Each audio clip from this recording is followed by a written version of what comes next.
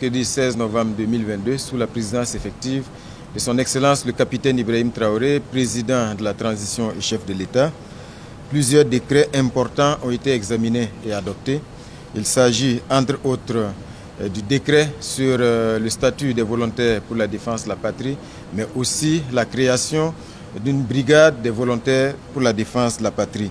Et donc sur ces deux décrets, le ministre de l'administration territoriale, de la décentralisation et de la sécurité va venir donner plus d'éléments, d'informations, plus de détails.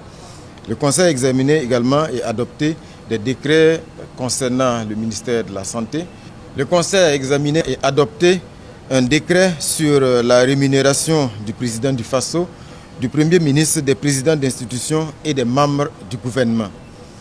À ce niveau et conformément à ce que le Premier ministre, son Excellence, Monsieur le Premier ministre avait déjà annoncé, le Conseil des ministres a décidé de l'abrogation du décret de 2022. Une abrogation qui consacre donc le retour aux dispositions du décret de 2008.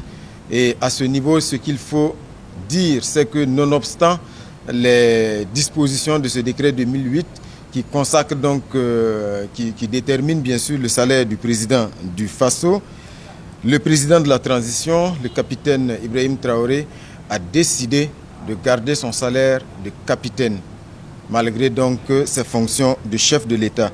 Et ça, c'est un acte fort. Le président de la transition a souhaité donc le faire pour montrer cet esprit de sacrifice qui doit habiter chacun des Burkinabés dans la situation actuelle.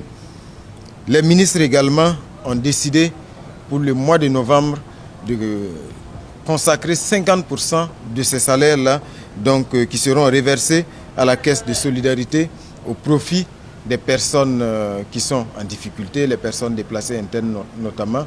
Donc ce qu'il y a à retenir, c'est que ce sont les dispositions du décret 2008 qui s'appliquent à tous les membres du gouvernement, sans exception.